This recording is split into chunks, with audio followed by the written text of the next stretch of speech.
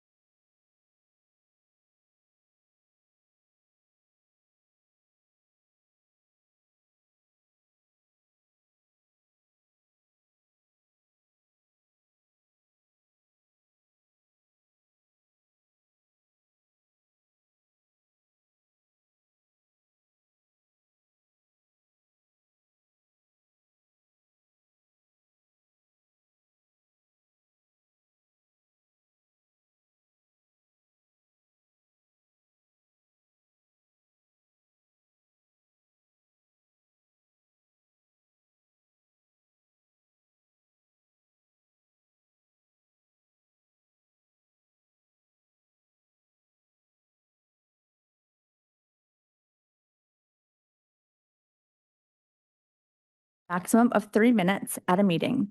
Comments will be addressed to the board chair. This is not a time for the board or superintendent to engage in discussion or respond to your questions or concerns. Requests for information or concerns that require future research or follow-up may be referred to our superintendent, Dr. Foley. Speakers are expected to follow rules of common courtesy and refrain from engaging in disruptive, combative, and disrespectful conduct. And at this time, you may give us your name and your location. My name is Elizabeth Peters, and I am the building representative for the Winthrop Education Association and an ELA teacher at the Winthrop Middle School. I'm speaking to you on behalf of multiple members of our staff at the Winthrop Middle School, as well as members of the community to whom I have spoken. I had not attended nor watched the video of the last meeting on April 1st, but I did have staff members bring their concerns from that meeting to my attention, and then I watched it to see what it was about. I don't believe, from what I observed, that the majority of the board really listened to those who attended and spoke in opposition to the forward momentum and rush to pass a policy that would ban transgender females from playing on girls' sports teams.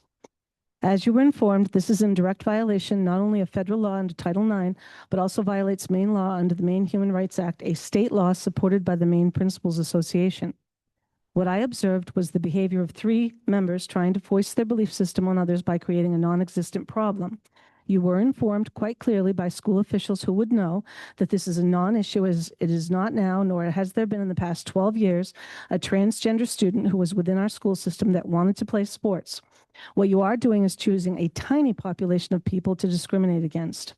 As elected officials, it is literally your job to listen to the people of your constituency and make policy within the legal constraints of our state. You are not following those directives. In addition, I don't think you're considering the long-reaching effects of your actions. You are setting the school system and, by default, the town at risk of a lawsuit for discrimination. You are also driving away staff from the schools you are supposed to be representing and managing.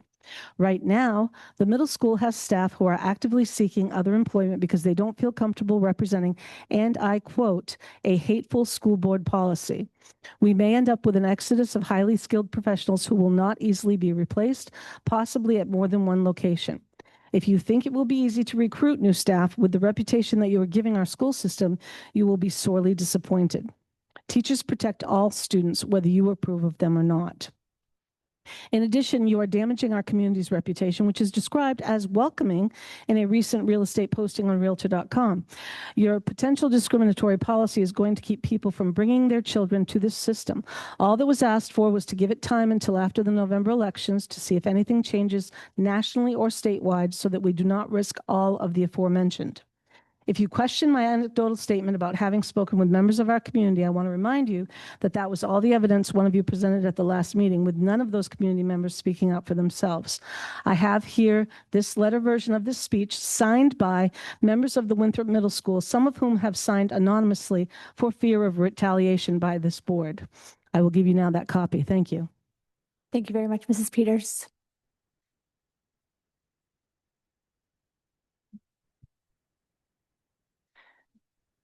Good evening. My name is Whitney Kahn, Winthrop resident.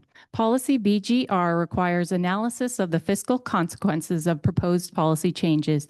I'm asking whether that analysis has been done on the proposed changes to JB and related policies, and if so, where it is. Town council members who have historically supported school funding have expressed concern that this board's litigation trajectory could affect budget discussions. At the March 16th council meeting, a council member stated that this board's policy direction was directly and negatively influencing their position on the school appropriation. The council votes on that appropriation on April 27th. Dr. Foley has confirmed the legal insurance collective cap of $250,000 shared across all districts named in the MHRC lawsuit. Once that is exhausted, each district bears remaining costs from its own budget. Any financial penalties incurred are not covered. Dr. Foley also confirmed that individual family lawsuits represent an entirely separate additional cost. In 2014, the Maine Supreme Judicial Court ruled in Doe v. RSU 26 that the district violated a student's rights under the MHRA by restricting her bathroom access. The district was ordered to pay $75,000 in penalties alone before any legal fees. There is an additional risk this board has not addressed. Federal courts have held that educators' liability policies do not cover intentional discrimination where the insured acted with knowledge of its wrongful nature. This board has been advised on the record by its own legal counsel and administrators that this policy violates Maine law. Whether XL Indian Harbor would deny defense cost coverage entirely remains an unanswered question. So I have 4 specific questions for this board.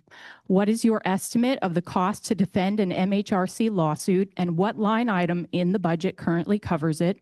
What is your estimate of the exposure from individual family lawsuits identified as a separate cost vector, and what has this board budgeted for those suits and their associated penalties not covered by insurance? Has this board consulted with XL Indian Harbor to confirm that defense costs will not be excluded under any intentional acts provisions of the district's policy, given that this board has proceeded after being advised on the record that it violates Maine law? And if the answer to any of those questions is that nothing has been budgeted and no such consultation has occurred, where does the money come from? Thank you. Thank you. Hello. This is a public comment being read by Nicholas DeRocher and myself on behalf of Kat Hoy, who was unable to be here tonight. As a taxpayer and a community member of Winthrop, I am very concerned about the lack of transparency regarding the scope and the costs of recent proposed policy changes for Winthrop Public Schools. In an effort to increase the transparency and accountability to the taxpayers, parents, and community members of Winthrop, I would like the school board to provide the following information. 1. Which Winthrop public school policies are being created, revised, or repealed, either presently or in the future, as it relates to the proposed changes of policy JB? For example, in an email to a concerned parent in March, Dr. Foley noted that the school's attorney is writing a policy titled ACR, but this information has not been openly shared in any school board meeting. 2. Which consultants, companies, firms, and organizations the school board and/or the school district has been in contact with as it relates to changing school policy? In contact with includes emails, text messages, phone calls, and in-person meetings, and includes any type of information gathering, information sharing, consultation, or counsel. 3, the accrued costs to date that the school board and/or the school district has paid to consultants, companies, firms, and organizations as it relates to changing school policy. Paid includes payments made directly, such as through a fee for service, as well as indirectly, such as through the school district's insurance carrier. For example, RSU 73 is paying its defense attorneys $275 per hour for legal fees associated with the Maine Human Rights Commission lawsuits. 4, how much money has been budgeted for legal fees for both district counsel and outside defense or counsel in both fiscal year 25-26 and fiscal year 26-27? Dr. Foley has stated that the school district's insurance carrier has a collective fund of $250,000 to be shared across all school districts for legal defense costs. And when that money is depleted, each school district will be individually responsible for any additional legal costs. 5, if any outside organizations have been in contact with the school board and/or the school district offering to assist in covering the cost of litigation on behalf of the school district. For example, the Alliance Defending Freedom, a designated hate group, has contacted multiple school districts in Maine offering to cover legal fees associated with lawsuits from the Maine Human Rights Commission. Moving forward, I would like the school board to continue to be transparent about these details. Lastly, it was stated by a member of this school board that the school districts being sued by the Maine Human Rights Commission have not been accruing costs related to that litigation.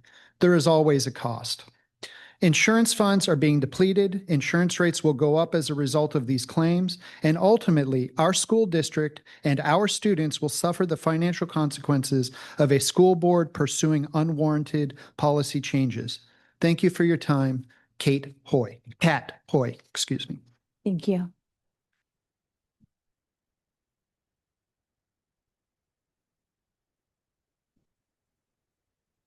Hello, my name is Norabelle, and I'm a junior at Winthrop High School, and I'm an honor roll student and the new historian for our chapter of the National Honor Society. Yay! I have some budget issues I would like to talk about today. First, the girls' toilets in the high school do not flush easily. You have to push the handle in and then rotate it in a circle and until it decides to flush, and then sometimes it doesn't, and then you have to restart and try again. We have a 5-minute pass to use the bathroom, and I would like to say on average, 1 minute of that is spent trying to get the toilet to flush. I understand that the budget is tight, but as a student, it is a problem that I have noticed that affects me literally daily. Additionally, the credits needed to graduate are going down for my class. The plan will be 5 elective credits as opposed to the previous 6. It is my understanding that this is because we do not have enough teachers to cover the amount of electives that would make it possible for my class to get this additional elective class in. I have talked specifically to my science teachers, of which we have 3. At the high school, we offer 4 core science classes, all of which are taught at least 3 levels, those being general, college prep, and honors, with some classes having an additional AP option. Our science teachers, on top of these core classes, are expected to additionally teach electives, which is ultimately an impossible task. The subsequent lack of electives on my college application is going to make my application much less competitive. Our school budget is very tight, and I would like us to be aware of what we spend that money on. Thank you. Thank you very much. Hi, my name is Beth DeRocher, and I'm a Winthrop resident and a parent of a, and it's a really tough person to follow because, oh my goodness. I wanted to talk to you like my neighbors and not I'm up here reading my thing, but I tend to ramble and B, expletives sort of pop out even in jovial conversation. So I'm gonna read, but please hear me like I'm talking to you over coffee. Politics are dominating the management of this town's school district. I mean, capital P politics. Capital P politics are ideas about people, generalizations, abstractions about fairness or fear. It's easy to get lost in those. I have. Your school board members and our town is small enough that you don't have to apply ideas about kids or about groups of kids. You could just look at the individuals. And every perfect individual in our school system. Transgender bans are capital P politics. What if we have a bunch of kids come in next year? No, let's deal with what we have right now, please. It's a distraction from the board's mission, from the town's mission, because all of these kids are ours. Can we start again, please? Can we just start again?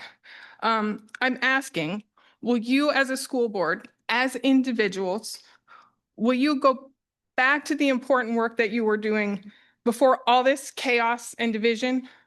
That work was careful stewardship of the school district's resources. That's time and money and goodwill. I'm asking please to bring a motion to rescind this contentious transgender policy idea and vote to end this divisive moment that we're experiencing. I'm please, as a community member, I am proud of the work that you guys have done, and our new member, I'm proud of the work that you have done through the years and your tenure. I just want to start over, please. Thank you very much for your time and your patience with my, thank you. Thank you, Beth. Megan, do we have any folks online on Zoom? Okay. All right, we'll go ahead and close our public comment section, seeing that there are no other folks in the room who'd like to get up and speak. And we'll move into item 4, our reports, starting with our superintendent report by Dr. Foley. All right, thank you. Good evening. I'm reporting the resignation of Emily Thibodeau, second grade teacher, is resigning effective at the end of the school year this year. And then I have several budget updates to share with the board. First, I want to thank the board for attending the town council meeting on Monday, April the 6th. The council is scheduled to vote on the proposed 5.4% increase on April 27th. And based on discussion at the last meeting, council members indicated support for the proposal, which I'm very grateful for. I encourage board members to attend that meeting on April 27th if possible. And then if approved, the next step will be for a community vote on the budget on June 10th. With respect to our current fiscal year, we remain in a stable position. I am optimistic that we will avoid implementing a frozen budget in May and will close the year with a positive balance in June. I would also like to provide the latest information on LD 2226, an act to amend the EPS formula. In this latest revision to the bill, Winthrop would gain an additional $111,000, or about 2%, if the formula went into effect on July 1st. This bill will not take effect until FY28, but it still looks like it's going to be a positive impact on Winthrop Public Schools and for our community. I would also like to thank Bruce Mortimer for his generous donation to install railings on the bleachers. This improvement will enhance safety for all those who use the facility, and I think those will be installed next week or currently. Oh, they started today. The policy committee will meet on Tuesday at 5 p.m. at the central office to continue reviewing the policies related to the transgender students. As an update on the related legal matters, schools involved in the lawsuit against the Maine Human Rights Commission are continuing to submit written arguments, and with oral arguments still being expected later this summer before a judge. There is also positive news at the state level in regard to post-secondary education. The Free Community College initiative in Maine has now been made permanent through legislation, and so that's just great for all of our students in Maine. And then in accordance with statutory requirements, I'm reporting to the board that we do have 4 high school students currently who have been truant for more than 20 days. And I just need to report that to you. And for clarification, truancy is defined as 7 consecutive days of absence or 10 non-consecutive days. And then we pretty much report that to the board when they hit 20. And we just completed our April 1st enrollment data to the state. And we have 5 additional students since our October the 1st enrollment. So our enrollment continues to increase, and we just think that's great that people are selecting Winthrop to come and live and educate their students at. I had the opportunity to attend the Arts and Humanities night last Wednesday and want to commend all the students. I know Abby had some artwork there for their impressive work, and it was a just very enjoyable evening and very well attended. And that concludes my report. Thank you, Dr. Foley. Does the board have any questions or comments regarding the report. Okay. Moving into the chair report, I just wanted to take a moment to welcome our new board member, Erin Stortz. We completed the orientation on Monday, Dr. Foley and I. And also I too attended the Arts and Humanities Night on April 8th. It was absolutely lovely. I love the whole coffee house vibe. Every year I love to see the students and the performances with the bands, and choruses were wonderful. Creme brulee, I kept hearing people talk about that. That was a hot ticket item that night. And I did have a unique opportunity to, I was invited alongside Representative Greenwood to present a Winthrop resident who actually served as a principal and a superintendent with a legislative sentiment for his 90th birthday. So that was a really, really interesting experience. And then I too attended the April 6th town council meeting, and I think we had the full board there, including Erin, and that was good to see the support there for our school budget. And that does conclude my report, and we'll turn it over at this time to Abby for our student representative report. All right, I don't have too much this time. Spring athletics are wrapping up their preseason, and within the next 2 weeks, we've got a bunch of opening season games, with track and field having its first meet on April 20th, and the lacrosse team having their opener April 21st. And as previously mentioned, we had our 3rd annual Arts and Humanities Night last Wednesday, which was a huge success. We had live performances in the library and PAC. We had fun activities such as bracelet making and braiding. We had some delicious food. We had crepes and corn. High school students also got the opportunity to sell their art. We had some drawings, jewelry, fiber crafts, 3D printed items, and bookmarks. Thank you so much, Abby. Any questions from the board at all? Comments? Okay. Moving along to our committee reports, starting with finance. Yes, we met. We did payrolls 19, 20, and 21, and did warrants 19A, 19B, 20A, and 20B. Thank you. And policy. Nothing new to report. Meet next week. Thank you so much. And negotiations, we're just wrapping up. We're going to vote this evening. And we'll move. Do you have anything else? No. Okay, perfect. We'll go ahead and move on to our 4.6, the presentation from Energy Management Consultants.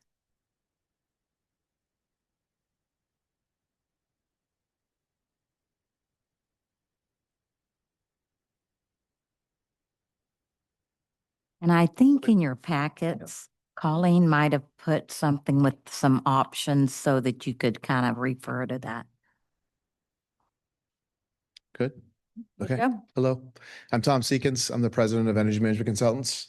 And Chris Arnold is one of our development engineers who has done a lot of the analysis in the facilities along with others. I think last year we had Eric Rods from one of our engineers present the measurement verification report. And at that time, we were asked to come back and illustrate some of the things that were not done under the original analysis, because we had focused on the boiler rooms because they should have been, and the LED conversion through the district and a little bit of controls. That was the first phase, which the results were very favorable. As we this is the summary from last year's report, but obviously the report was much more in depth. But the savings, estimated savings, were 148,000.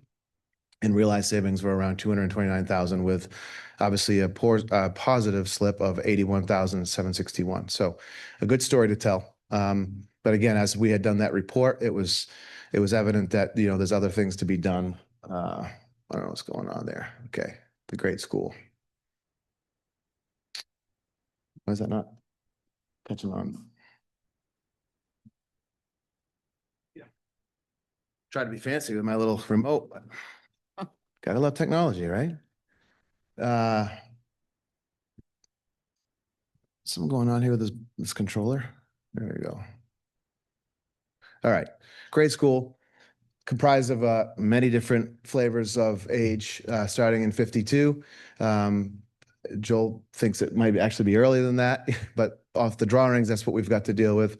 And then the multipurpose added in 75, with of course the newest portion of 2004, 66 and 59. So this is by far the biggest building in the district, but also poses pretty much the biggest concern at this point for what would be considered a phase 2 project if you consider the first one a phase 1.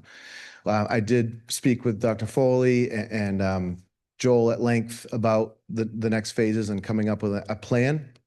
The nice thing about this whole process is it does create a capital improvement plan for the district. And so what would be the most logical next thing to focus on? And clearly it's the parts that have no ventilation, which you can see illustrated in red. It uses crack ventilation, which is indicative of 50s and 60s and 70s school districts. They're all over the state. They do exist, but slowly getting a hold of it. So basically, you do count on the cracks in the buildings. You've got what we call gravity exhaust fans on the roof that suck the fans, the air from the outside through the school, up through the center, and then up through the chimney. So that was 30s, 40s, and 50s ventilation. There are opportunities for funding to go after these projects. So we'll be applying for, in the very near future, things like the CDS, Congressional Direct Spending Grants, things like Revolving Renovation Fund applications. We'll be going after those. So we just wanted to illustrate that is clearly not the district's intent just to say, let's get a bond or a tax exempt purchase and raise taxes to get the money. We're going to try to unturn every rock that we possibly can to try to get funding for these projects. So we use things like CO2 loggers and CO sensors and other mechanisms to show the science and the real data behind what's going on in the space, which we'll be doing shortly to finish basically to help finish the applications to go after some of that money, which actually starts in July for state funding, and along with a lot of the others too. But it's really about the data and the science behind what's going on versus just our opinion as an engineering and consulting firm. It's, we got to show the science and the real numbers. So this is the kind of report this will spit out. This is actually for a recent test that we had done nearby at another school system. So it does generally show the dotted line that's acceptable for ventilation when you should start to ventilate in a classroom. And then obviously if you see spikes during the classroom period, that clearly indicates that you should start to be ventilating. You should be ventilating more than you are. So again, it'll be very much on science and data, not just someone's opinion. So we'll be focusing on these areas. This is shows in the bottom left-hand side of a classroom and those older sections of this facility where there is no ventilation. And the newer sections, which would be in the 70s, have the univentilators, which bring in outside air. And then, of course, the gym has no ventilation. But we would want to be going from the outside in to provide ventilation. And this is just some examples of what that could look like. This is an energy recovering ventilation unit that would be on a pad outside and kind of ducted into the space to provide heat and ventilation, actually. And this is just an example, a lot of the schools that are old like this is one in Searsport. It was supposed to replicate the hull of a ship. And we were told, the reason it doesn't have ventilation and air conditioning is because it replicates the hull of a ship. And so they didn't want to compromise the structure of it or the integrity of it. So we designed something that was on the outside, and now they have AC and ventilation in their gym. And because of that, they use it a heck of a lot more than they used to. So there are many ways to get projects done. These are some of the depictions of some of the ventilation in the facility that we're talking about here. These are the units that actually provide the outdoor air into the space. And they're all pretty much controlled by pneumatics, which is first generation control practices. Basically, it's compressing air, sends it through tubes throughout the building. And those tubes, after time, they crack and the compressor just continues to run to keep up with the tubes, because the tube sends pressure to a valve in a classroom that opens and closes for heat. And if they're cracked, the pressure can't get there to open and close it, which is why you have, we were just touring the buildings again, and there's a lot of windows open and the boilers are on because you can't control the heat. So it's a vicious cycle of energy use, wasted energy use.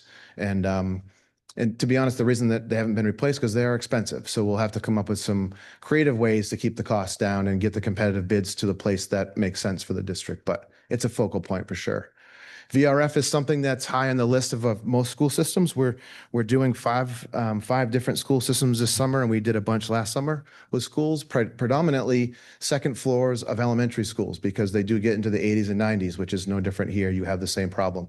And many of the school systems that we're doing them in, they didn't cancel school because of cold classrooms. They canceled school because they were too hot. In the 90s, that's just unacceptable, right? So, and now you have that state standard for temperature control, which you guys have adopted and created a policy for. So we'd be looking at this as an option, but just like anything else as your consultant, we're not trying to push a brand or anything like that. We're just going to lay out the options and let you guys choose it. And then whatever you choose, we get the competitive bids and move on. But this is kind of what that install looks like. If it's done as it should be with VRF, it's a 4-pipe system that allows you to simultaneously heat and cool so that anyone's thermostat can reach its set point that they desire with the same one next to it, running off the same unit. It's pretty cool technology, and there's big incentives from Efficiency Maine for it right now.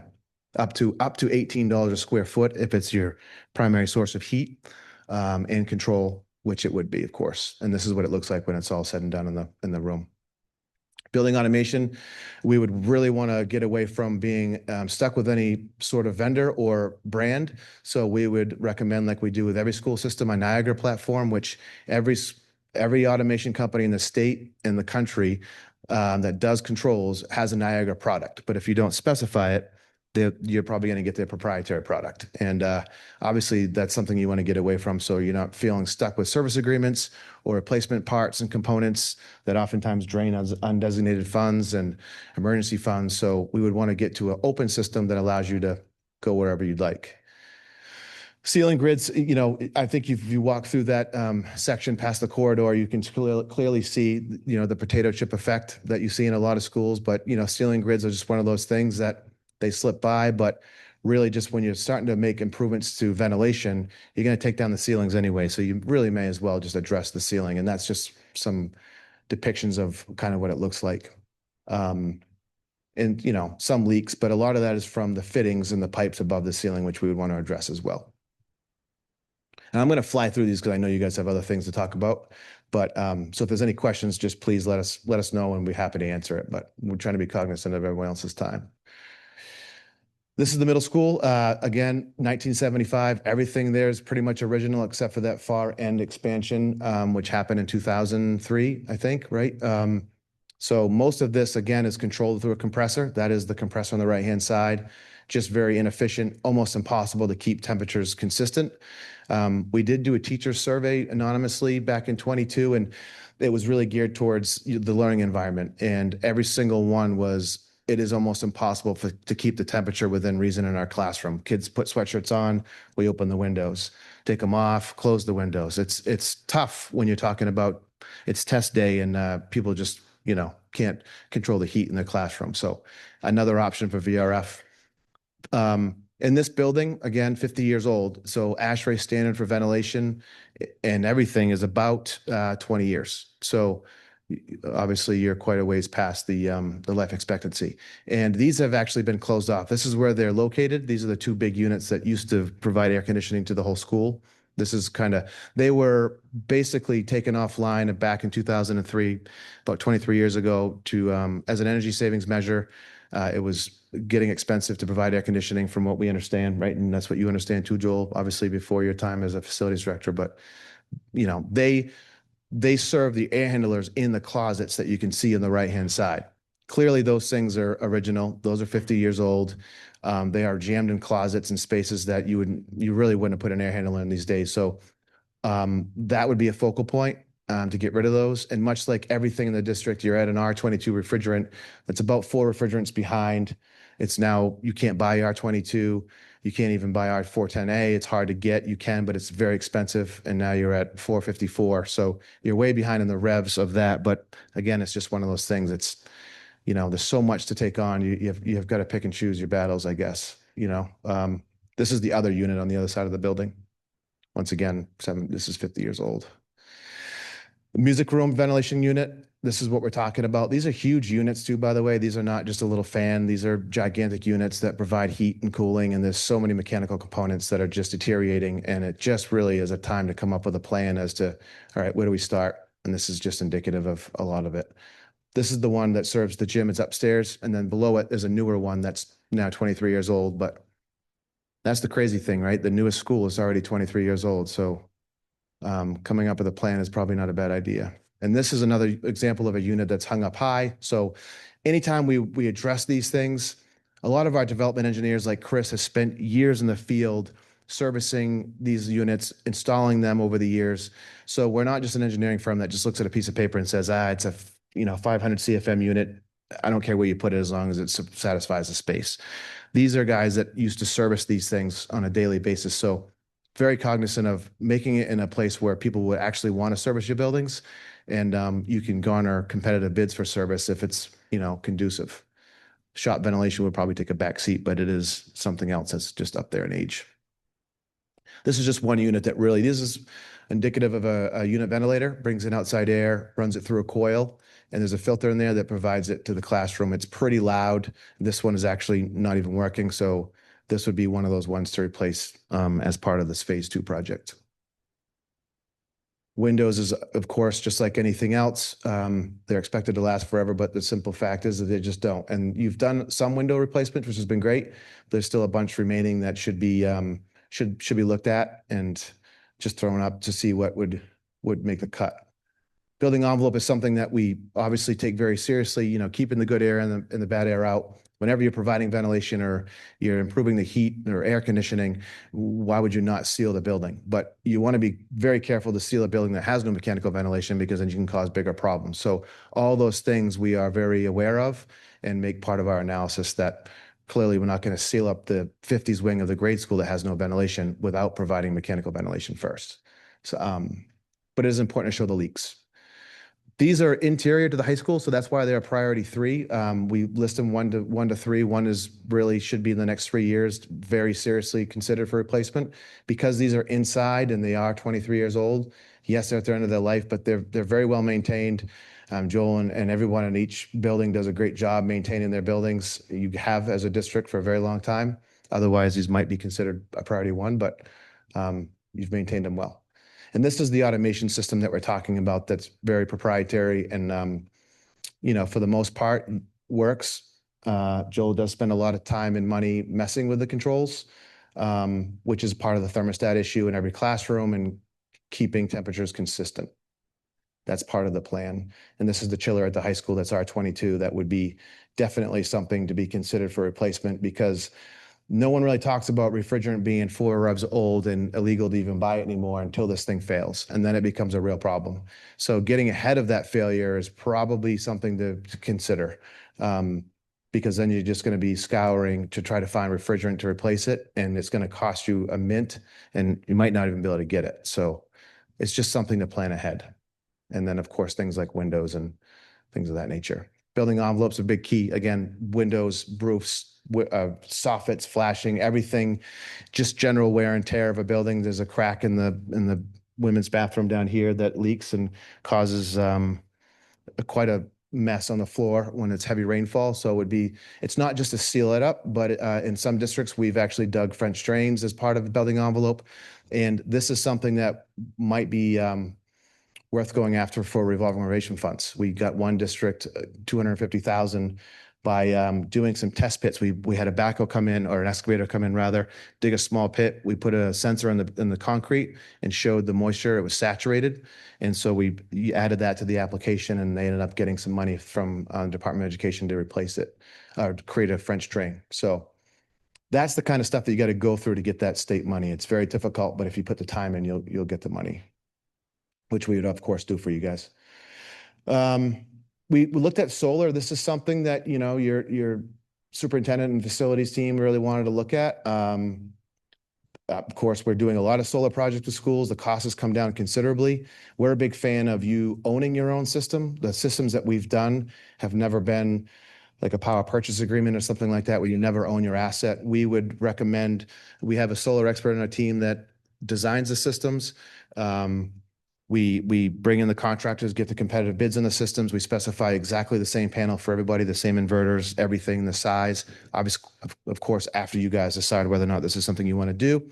And then we just show you the bids. But you buy your own asset. You're not waiting for it to expire in 20 years, but you never own it, and then buy it again. You see your return on investment from the beginning. So we did size these based on the exact load of each facility.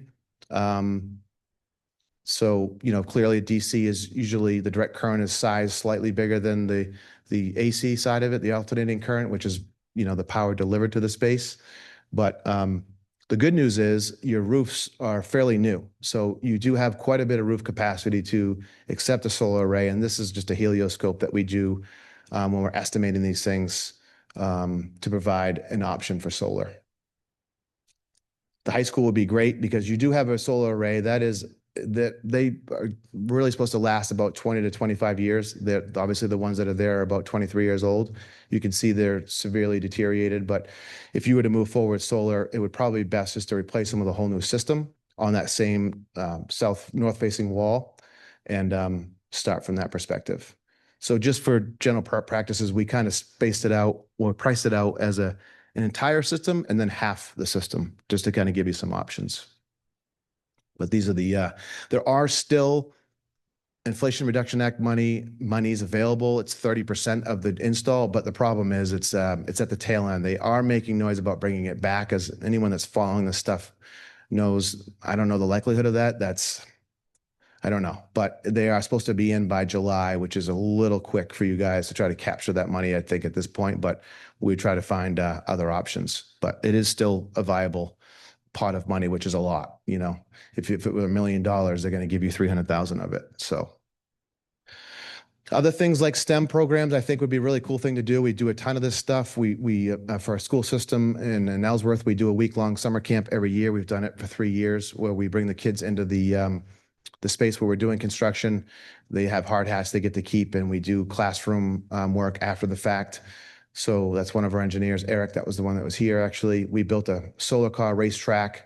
So they get to learn about solar and get to learn about the impact of the things that are happening in the school system. It's really cool in 5th and 6th graders. A lot of research shows that that's the best place to start. But it's really cool to show them that, hey, when you did the LED conversion for your school system, how many houses do you think you could have powered by just the electricity saved from the lighting? And it was kids raising their hands saying 5 or 6 houses, but it was actually 11,000 houses. So it's really cool to show them the impact of shutting things off, So it was funny because after the camp, the parents get to come and congratulate their kids on graduating from the summer camp, and they were talking about how they were shutting the lights off while they were in the bathroom and stuff. So it was pretty funny, but energy's energy, right?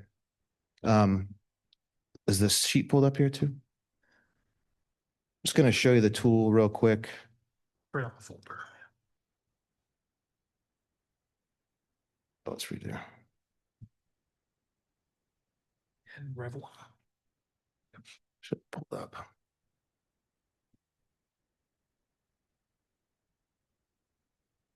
This is the tool that we put everything in for you guys. And this is what we went over with Dr. Foley and Joel for quite some time is we just laid everything out in a very kind of logical way where it shows you all the costs broken out by measure in every school. So from things like that little unit 18 that I showed you that's no longer working, what is that isolated cost? And it's listed by priority over here. So in the slide deck, you saw priorities 1 through 3.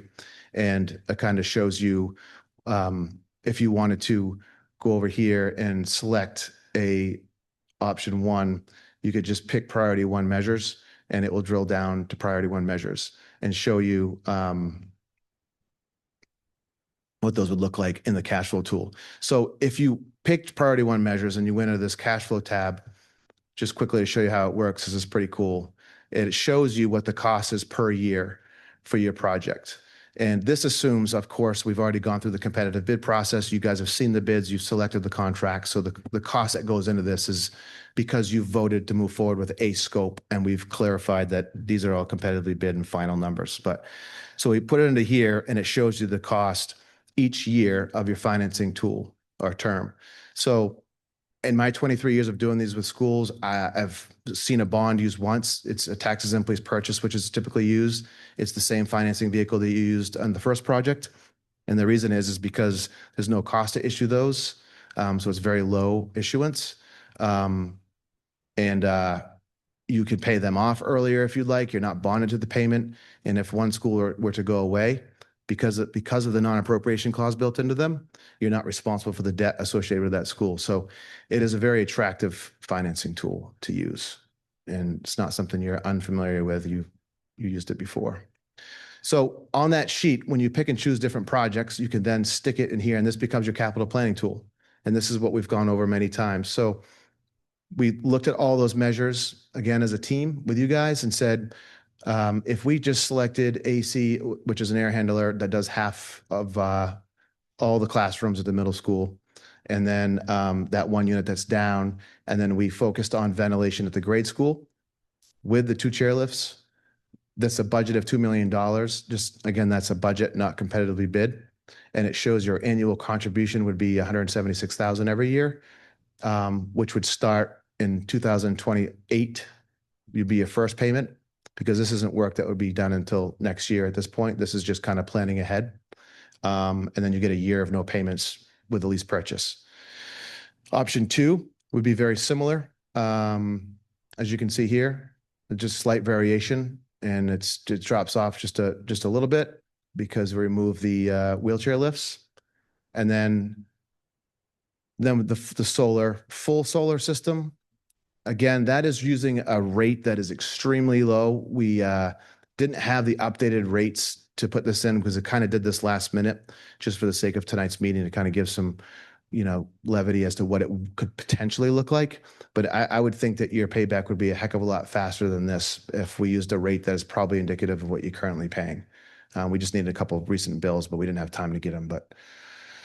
So we would throw this in there as additional options. But out of all those things that we looked at on this project builder from the last couple of years of doing the analysis, there's a lot, right, to get a hold of.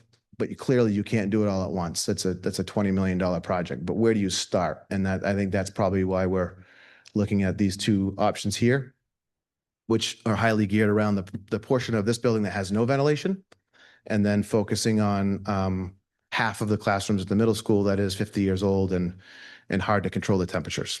So that's a couple of years of information in about 15 minutes. So hopefully that all made clear sense to everybody. But this is kind of how we develop it. And any questions about that would be great. Thank you very much for your Yeah. presentation. That was a lot of information. Does the board have any questions at this time or comments? When you're looking at these figures here, do you have potential cost savings as far as power consumption? I think I saw something in one of the tabs real quick down at the bottom, but Yeah, quite sure. if we're replacing something that is existing for ventilation, and it would be something that would recover heat in the space, and then so it's preheated air, then there's clearly energy savings there. It is hard to show energy savings for something that doesn't exist, right? So if there's no ventilation at all, you're going to have an increase in energy because you're going to be bringing in outside air now. State does allow you to do what's called an adjusted baseline, which basically means, say you had ventilation from 1952 when it was constructed, you would assume what the ventilation would be at that point, right? Is similar to what you've seen in some of the other pictures we showed you. If we were going to an ERV, they would assume savings there. So it would show you what that savings would be, which, they do allow you to use that, but it's kind of fuzzy math, right? You're still going to be increasing your energy because you're bringing in outside air. So. And in the final reports that are going to come back out, are you guys going to try to take that type of information into account? Oh yeah, absolutely. You lay it all out for you. What we like to do too, before we do anything in terms of because we haven't done any drawings yet, we did the same process for your boiler rooms and the lighting. And what we ended up doing was all the boiler rooms because it just made total sense. We put it all in this tool and allowed you to pick the things that you thought made sense for that project. Clearly, that was a very strong energy savings project. So we've sucked a lot of that out of it in that first phase. But once you approved it as a board, said, yeah, let's do it. Makes sense. Then we get the drawings done. We accompany those drawings with bid specifications. We walk all the contractors through. We garner the bids. We sit down with you folks, show you the bids from the contractors. EMC makes 10% on all of our engineering and development, and we own the risk of the project. That's kind of in a nutshell how it works. But before we do all that work, we really want to know from the board and the community and you guys what direction do you really want us to go in? Because there's no sense in us spending another year engineering things that are just not of importance or going to happen, right? You're wasting your money and our time. And, so it's better to focus on a plan, and then we'll go and say you loved option 1, we would go and get all this engineering work done and show you all that math. Yeah. I'm not looking for a motion or anything tonight. This is just for information for you. Mhm. Thank you. Yeah, I think it's more intended to be information on a capital plan that to consider for next year. It's too late this year to obviously do anything anyway. So tonight was just, here's what the district's looking at for, just continue to create a healthy learning environment, pretty much. Any other questions from the board? Comments? Okay, thank you very much. Okay, you're welcome.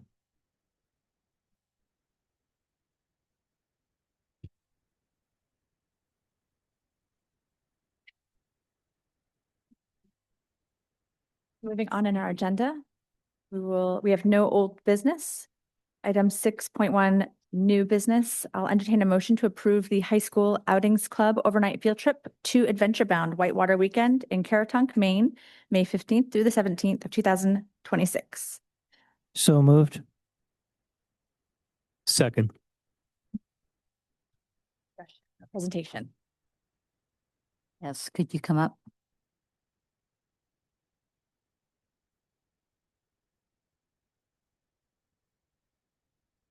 All right, good evening. I am Kristen Kaiser, and I'm the art teacher and outdoor advisor for Winthrop High School.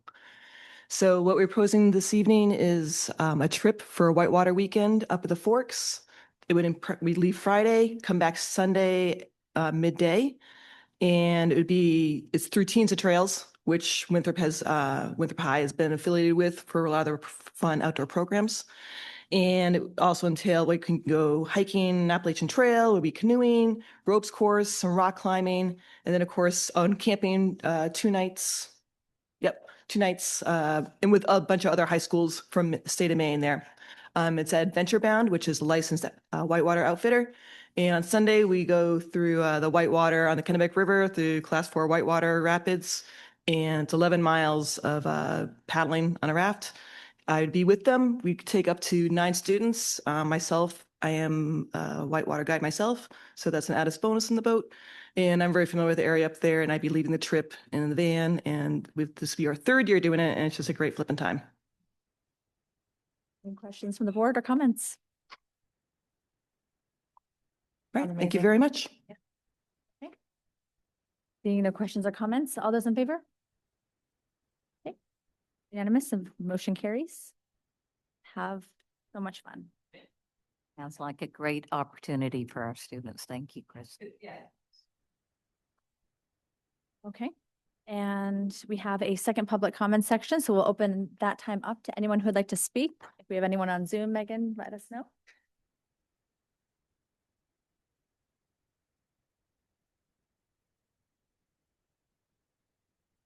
Seeing none, we'll close our second public comment section and open it up to school board comments or future addition to agenda.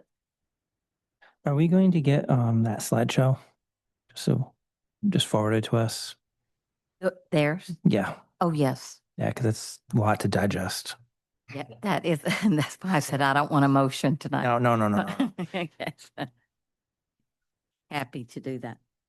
Is it something that will open to as well? Oh, the slide too? Yeah. Oh, sure. And I would like to add to future agendas the questions that were asked by community members to be addressed in future meetings. Oh, thank you, Libby. Any others? Okay.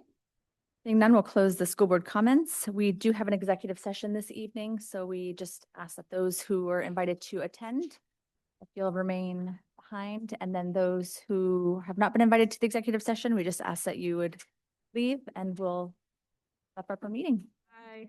All right, at this time, we'll enter into I'll entertain a motion to enter into executive session pursuant to 1 MRSA 4056D.